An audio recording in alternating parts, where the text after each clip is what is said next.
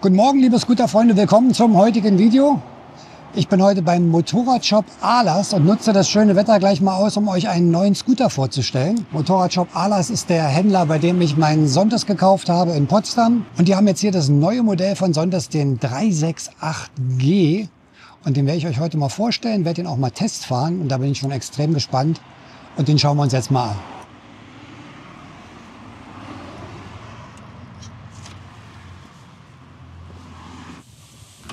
So, da wären wir jetzt. Das ist der Motorradshop Ahlers. Ihr seht viel Grün hier, denn an sich ist Ahlers ein Kawasaki-Händler, aber hat auch Sontes und da ist Markus. Hallo. Hey, hallo. Markus, grüß dich. Grüß dich, hallo. Ja, du hast mich angerufen, hast gesagt, Ja. Du hast was für mich zum Angucken. Es gibt eine Überraschung. Wir haben in unserer Zontes-Familie ein neues Produkt.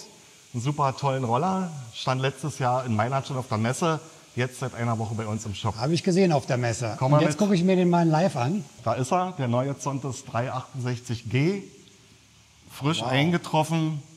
Und wir freuen uns und sind auch selber total happy, was Zontes da wieder gezaubert hat. Das ist ja doch mal ganz was anderes. Ne? Also Ja. wir hatten ja bisher nur den E, so als Tourenroller, das ist der, den ich habe. Ja. Und dann gab es den D, so einen etwas kleineren City-Roller, Richtig. so was Spritziges mit 170 Kilo und Ja. 38 PS oder so. Ne? Ja, also es ist ein echt spaciger Adventure-Roller, also spricht Adventure auch fürs Gelände gedacht. Kannst du auch mal ein bisschen fernab der normalen Asphaltstraßen mit ins Gelände fahren. Der sieht ja nun doch ganz anders aus. Ne? Also das ist ja von der Optik so ein bisschen angeglichen an den XADV, würde ich mal sagen, Richtig. von Honda Genau, oder an den genau. ADV. Richtig, absolut. Neuer Motor drin, glaube ich jetzt. Ne? Ja, Also, ein 368 Kubikmotor mit knapp 30 kW, 28,9. das sind 39 PS sind das etwa. Richtig, Ne? Und genau. Newtonmeter 40, glaube ich. 40 Newtonmeter bei 6000 Umdrehungen. Ui, da macht es aber schon ein bisschen Spaß dann. Ne? Ja, also wir haben bis jetzt auch erstmal nur eine kleine Probefahrt gemacht. Das ist unser Vorführroller. Wir lassen es natürlich auch langsam angehen, aber man hat schon gemerkt, was da geht für was. Power vorhanden ist. Und da gehen ja jetzt viele Rennen Richtung ADV, also Honda ist dabei, Sim ist dabei. Ja.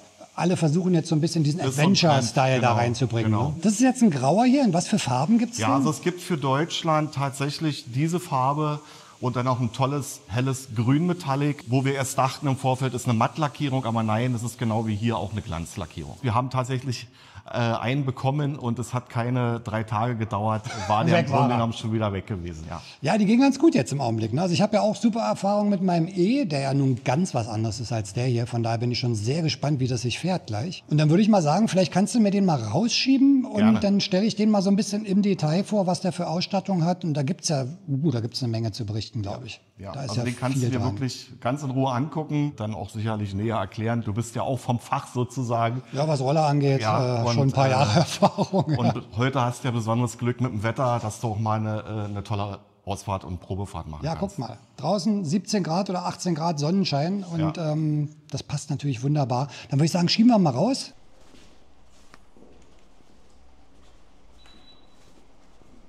So, da steht er jetzt im Sonnenschein. Das ist jetzt die graue Variante. Klasse Teil. Dann würde ich sagen, gehe ich mal die ganzen Details durch. Markus, ich danke dir erstmal Ja. und wir sehen uns nachher. Schlüssel Hier, gib mal gleich viel her. Spaß. Den brauche ich gleich zum Probefahren. So, hier ist er nun, der ganz neue Sontes 368G, der ADV-Scooter von Sontes. Man sieht schon ganz anders als der 350e, den ich fahre, der eher für die Straße ist. Der ist also schon ein bisschen auf Adventure und auf Offroad ausgelegt, zumindest leichtes, was man halt mit dem Roller fahren kann. Aber Optik sieht auf jeden Fall schon mal richtig gut aus. Das hier ist jetzt die grau-blaue Variante. Die grüne steht hier, die zeige ich euch auch gleich nochmal. So, das ist jetzt hier die grüne Variante vom ADV 368G. Tolle Farbe, sieht richtig schick aus. Bei der Variante jetzt hier mit einem schwarzen Auspuff. Der graue hat einen silbernen hinten. Aber wirklich schon beeindruckend von der Optik für so einen ADV-Scooter. Klasse Design. Und auch schon ein ganz schönes Schiff, also relativ groß das Ganze. Ich werde euch gleich mal zeigen, wie das aussieht, wenn ich drauf sitze. Ich fange vielleicht mal gleich hier vorne an mit der Ausstattung des ADV 368G. Das Windschild ist ähnlich wie bei dem Honda, ist verstellbar, aber jetzt nicht wie bei meinem elektrisch, sondern das ist jetzt manuell verstellbar.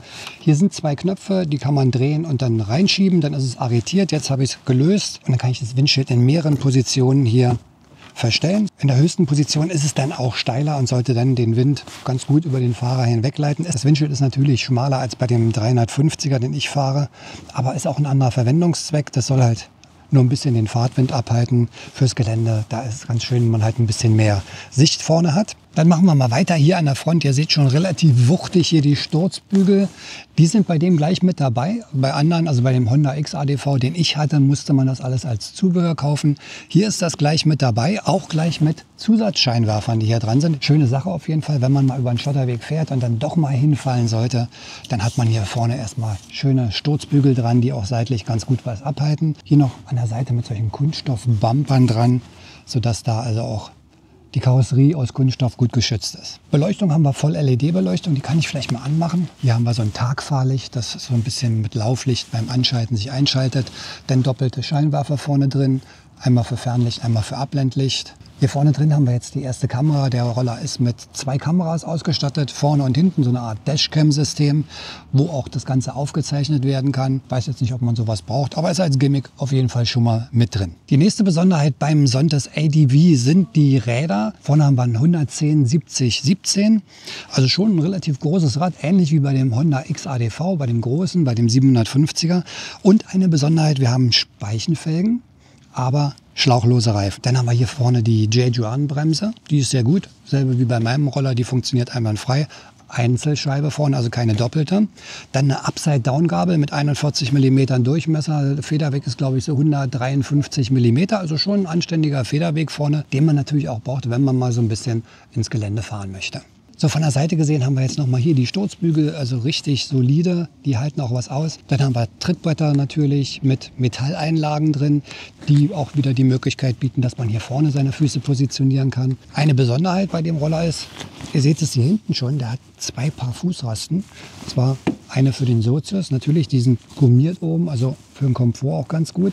Die zweite Fußraste ist hier unten und die ist für den Fahrer, ähnlich wie bei dem XADV 750, da konnte man die im Zubehör kaufen. Diese Fußraste hat die Funktion, dass der Fahrer, wenn er mal steht im Gelände, einfach einen besseren Schwerpunkt auf dem Fahrzeug hat. Diese Gummierung kann man entfernen, hier unten ist eine Schraube drunter, dann hat man, wenn man das Gummi rausnimmt, halt eine härtere Oberfläche, die so ein bisschen geriffelt ist, sodass man auch besseren Grip und besseren Halt hat. Das ist also eine tolle Sache, alles schon mit dabei. Also man sieht schon die Ausstattung, nur bis jetzt Sturzbügel dran, Zusatzscheinwerfer mit dran, zweites Paar Fußrasten hier für den Fahrer noch mit dran. Also das ist schon eine Top-Ausstattung, zum Preis komme ich nachher noch. Ja, und hinter diesem doch recht massigen Auspuff liegt dann die neue Maschine. Das ist die Weiterentwicklung vom 350er Motor, jetzt mit 368 Kubik und mit einer Leistung von 39 PS und 40 Newtonmetern. Also ist noch mal ein bisschen obendrauf, knapp 1,5 PS, bisschen mehr Leistung, bisschen mehr Hubraum. Verbrauch soll gleich geblieben sein, soll also nach wie vor noch 3,5 Liter pro 100 Kilometer verbrauchen. So, hier also dieser doch recht große Auspuff hinten mit einem Auslass in der Mitte.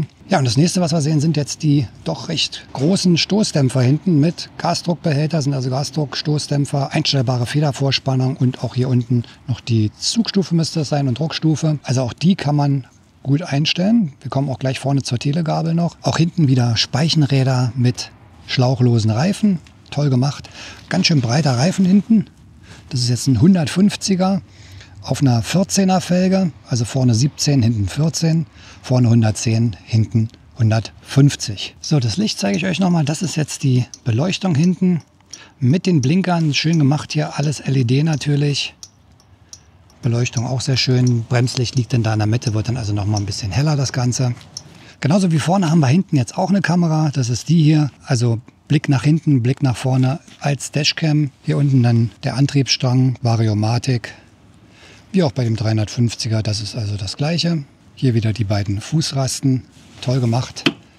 Sehr solide alles. Sehr schön also, dass diese Fahrerfußraste, die zusätzlich noch da ist, dadurch hat man dann ganz viele Positionsmöglichkeiten für die Füße. Ich zeige euch das gleich nachher nochmal, wenn ich auf dem Fahrzeug sitze. Dann gehen wir mal weiter hier nach vorne. Das hier ist der Tankdeckel. Das haben sie sehr schön gemacht. Sieht ein bisschen aus wie bei dem BMW C400 GT. Metall kann ich jetzt nicht öffnen, wenn ich den Roller anmache. Schlüssel in der Nähe ist, dann lässt sich das hier öffnen. Sehr gut gemacht, alles aus Metall.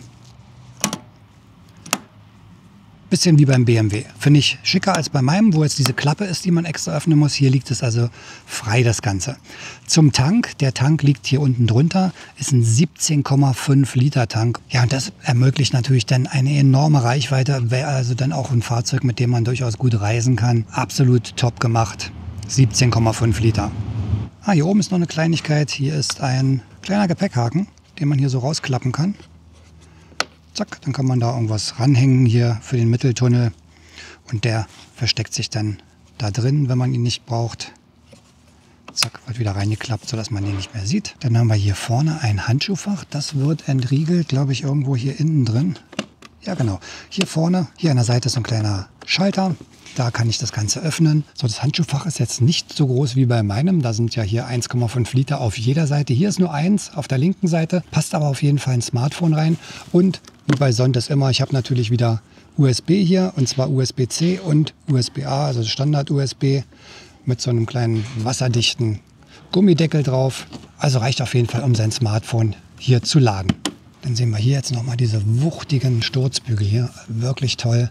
Auch sehr schön, dass da gleich Scheinwerfer mit dran sind. Das ist wirklich sehr solide gemacht. Die werden auch einiges aushalten. Hier oben haben wir die kleinen Blinkerchen. Auch so Gummi gelagert, falls man da mal irgendwo gegenschrabbelt. Ja, als nächstes schauen wir uns jetzt mal den Lenker an. Ist schon natürlich eine andere Sache als bei dem 350er. Der ist jetzt natürlich viel breiter. Armaturen sind an sich fast dieselben wie bei dem 350e. Wir haben hier Fernlicht, vorne Lichthupe, Blinker, Hupe. Hier ist der Schalter für die Zusatzscheinwerfer, die zeige ich euch auch gleich mal.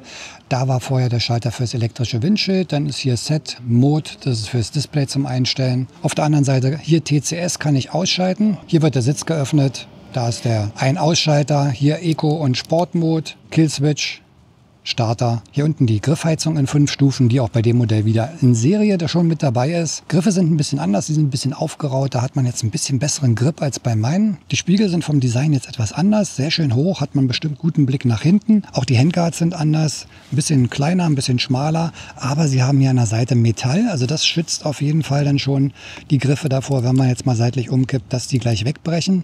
Ansonsten auch hier natürlich die Sollbruchstelle drin. Und wir haben auch wieder die Handbremse, die sehr praktisch ist, die ich ja viel benutze. Also einfach so ein kleiner Hebel.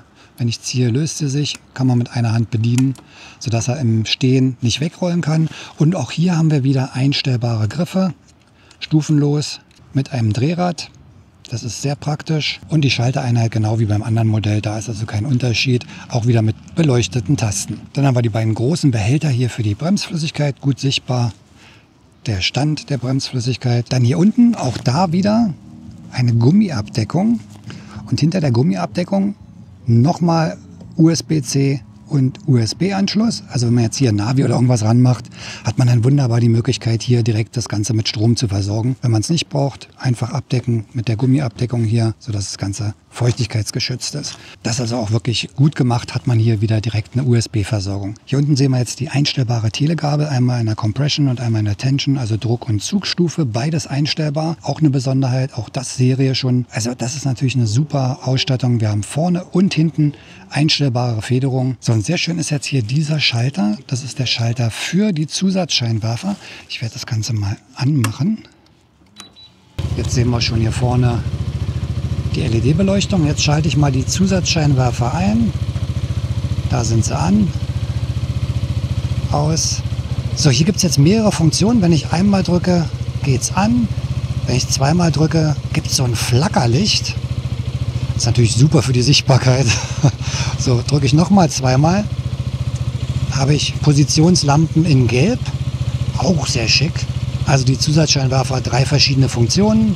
Weiß, Gelb als Positionslampen oder halt so ein Flackerlicht, wobei ich gar nicht weiß, ob sowas überhaupt zulässig ist. Aber vielleicht fürs Gelände oder wenn man nachts fährt, macht das Ganze dann schon Sinn. So, dann würde ich mal sagen, schauen wir uns natürlich auch das Display mal an. Dazu Fahrzeug anmachen. Dann gibt es bestimmt gleich eine Animation. Ja, wunderschön. Hier Sontes. Jetzt ein Unterschied zu meinem. Das ist jetzt ein 7 Zoll Display. Also ist schon ein bisschen so groß wie ein Tablet fast. Und jetzt auch in Farbdarstellung. Anordnung ist die gleiche wie vorher. Wir haben also hier links die ganzen Anzeigen wie Voltanzeige, Benzinreichweite, Reifendruck. Auch hier wieder eine Reifendruckkontrollanzeige, die mit eingebaut ist. Wir haben also das in den Felgen mit integriert. Dann hier unten die Benzinanzeige, Tachometer, Drehzahlmesser. Hier drüben ist Sport- und Eco-Einstellung. Hat jetzt gerade 11 Kilometer runter, also noch ganz nagelneu das Ding. Uhrzeit hier oben. Das Ganze kann ich noch umschalten mit der Mode-Taste, kommen dann zum Verbrauch, Durchschnittsgeschwindigkeit und den Tripmeter. Über die Select-Taste, wenn ich die lange drücke, komme ich dann ins Menü rein und da kann ich jetzt alles Mögliche einstellen, kann auch das Display in der Ansicht wechseln. Ich lasse es jetzt erstmal so, wie es ist. Ich kann auch Bluetooth verbinden hiermit, kann mein Handy spiegeln, sodass ich das Navigationssystem hier oben drin habe. Also wirklich eine Menge Einstellungen. Hier könnt ihr jetzt das Interface auch wechseln. Wenn ich da jetzt reingehe, habe ich hier verschiedene Layouts, die ich nutzen kann. Das wäre jetzt die Funktion, wenn ich Bluetooth verbunden habe, wo ich mein Smartphone spiegeln kann. Hier ist jetzt noch eine andere Ansicht, wo der Tacho in der Mitte ist, auch ganz schick. So könnt ihr halt verschiedene Layouts euch aussuchen. Ich lasse es jetzt bei dem hier, das finde ich ganz schick. Gut ablesbar, hier setzt natürlich noch eine Folie drauf, von daher das ist jetzt noch nicht ganz so repräsentativ. Das wird auf jeden Fall noch besser sichtbar sein, wenn dann die Folie runterkommt. Eine Sache, die natürlich sehr interessant ist, wie sieht es hier drunter aus? Jetzt machen wir mal den Sitz auf.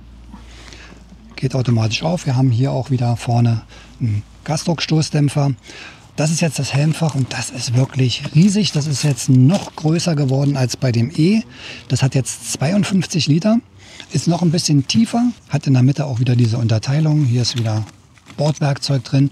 Auch hier ganz interessant, noch ein USB-Anschluss. Das heißt, wir haben insgesamt 3. Wir haben einen hier, wir haben einen vorne im Lenker und wir haben den im kleinen Handschuhfach. Also genug Möglichkeiten, um Smartphone oder andere Geräte zu laden. Auch hier wieder mit einer Gummikappe. Feuchtigkeitsgeschützt, eine kleine Lampe ist hier noch drin, wenn ihr im Dunkeln was reinpacken wollt. Aber das ist wirklich groß. Auch wieder mit so einer Verkleidung hier drin, damit das unten nicht zerkratzt. Gibt es hier noch so eine Stoffverkleidung, finde ich sehr schön, gut gemacht. Also Helmfach riesig, 52 Liter ist glaube ich in seiner Klasse. Das größte Helmfach, passen mit Sicherheit, hier passt definitiv ein großer Integral rein. Hier vorne durch die Ausnehmung, hier müsste auch einer reinpassen, je nach Größe. Kriegt man also 2 Helme rein, 52 Liter. Stauraum. Das hier, was mitgeliefert ist, dann so ein Ladegerät. Dann gibt es noch die Beschreibung natürlich dazu. Also Helmfach wirklich groß. Sitzbank auch schön gemacht. Hier mit so einem kleinen Logo noch drin, mit einer kleinen Lendenwirbelstütze. Zontes typisch, wieder sehr bequem scheinbar, aber das werde ich nachher bei der Fahrt nochmal berichten. Ja, so sieht das gute Teil aus, also sehr sportiv von der Optik. Ich zeige euch jetzt natürlich nochmal, wie sieht die Sitzposition aus. Ich bin 1,88 groß, also relativ lang. Kommt man ganz gut rauf. So, das ist jetzt so die Standardsitzposition. Lenker ist super, schön breit. Erinnert mich so ein bisschen an den XADV, den ich mal hatte. Knie hier vorne, genug Platz. Da bin ich also nicht eingeschränkt. Genauso beim Lenken, da komme ich also nirgendwo ran, dadurch, dass der Lenker auch sehr hoch ist. Spiegel absolut super, die sind sehr schön hoch. Hat man tolle Sicht nach hinten. Ja, also die normale Sitzposition ist sehr aufrecht. Gemütlich wie auf vielen Rollern. Man sitzt sehr gerade, der Lenker sehr schön hoch, sehr schön breit. Dann kann ich meine Füße natürlich hier vorne noch hinmachen. Ist jetzt nicht ganz so weit nach vorne wie bei dem E, ist aber auch ein anderes Konzept. Und jetzt habe ich noch eine Sache, die andere nicht haben, und zwar diese extra Fußrasten hier, die ich rausmachen kann. Diese Fußrasten sind aber natürlich dafür gedacht, wenn ihr dann mal über einen Schotterweg oder mal ins Gelände fahrt, dass man aufstehen kann. Und das ist natürlich ganz was anderes vom Schwerpunkt her, weil ich hier wirklich in der Mitte des Fahrzeugs bin, als wenn ich jetzt hier vorne stehen würde. Geht auch, aber habe ich kein gutes Gefühl. Also da bin ich viel zu weit am Vorderrad. Würde ich persönlich jetzt nicht machen, glaube ich. Fühle ich mich jetzt nicht so sicher. Aber hier hinten bin ich genau da, wo der Schwerpunkt vom Fahrzeug ist. Das ist also richtig gut, wenn man denn mal ins Gelände fahren möchte. Also diese Fußrasten extrem praktisch und sind gleich mit dabei. Was hatte ich vergessen? Das Gewicht hatte ich noch vergessen. Sind 196 Kilo. Unter 200 Kilo finde ich für so ein großes Fahrzeug ganz gut. Ich kann es immer nur mit dem XADV vergleichen, den ich hatte. Der war bei 240 Kilo knapp. Das ist schon ein Unterschied. Also 40 Kilo weniger. Bin ich sehr gespannt, wie sich das dann beim Fahren auswirkt. Aber so von der Sitzposition wirklich cool. Auch diese Lendenwirbelstütze hinten ist angenehm. Die stützt hier wirklich schön hinten am Becken das Ganze noch ab. Hat man eine gute Position, kann sich so ein bisschen reinlehnen. Also ganz angenehme Cruiser-Sitzposition, sage ich mal. So, jetzt muss ich mal gucken mit den Dingern hier. Wenn ich da die Füße drauf habe, könnte ich sogar so sitzen. Also wenn man mal auf langer Strecke irgendwie eine andere Sitzposition haben will, könnte man sogar hier oben drauf sitzen, wenn kein Sitz dabei ist. Aber die, wie gesagt, fürs Gelände oder halt, wenn man mal so ein bisschen sportiver fährt, kann man das dann auch für die normale Sitzposition nutzen. Sehr praktisch. Und im Preis mit enthalten. Die Bodenfreiheit bei dem Fahrzeug sind 180 mm, also ist ein bisschen mehr Platz unten, wenn man dann wirklich mal über Gravel fahren möchte, dass man dann halt unten auch ein bisschen die Bodenfreiheit hat. Ja, der ganze Unterboden ist noch geschützt durch ein Blech. Das heißt, wenn ihr dann wirklich mal über einen Schotterweg fahrt, dann geht nicht gleich unten alles kaputt oder wird durch Steinschlag beschädigt. Also eine schöne Metallwanne unten noch drunter, sehr praktisch. Ansonsten Hauptständer, Seitenständer mit dabei.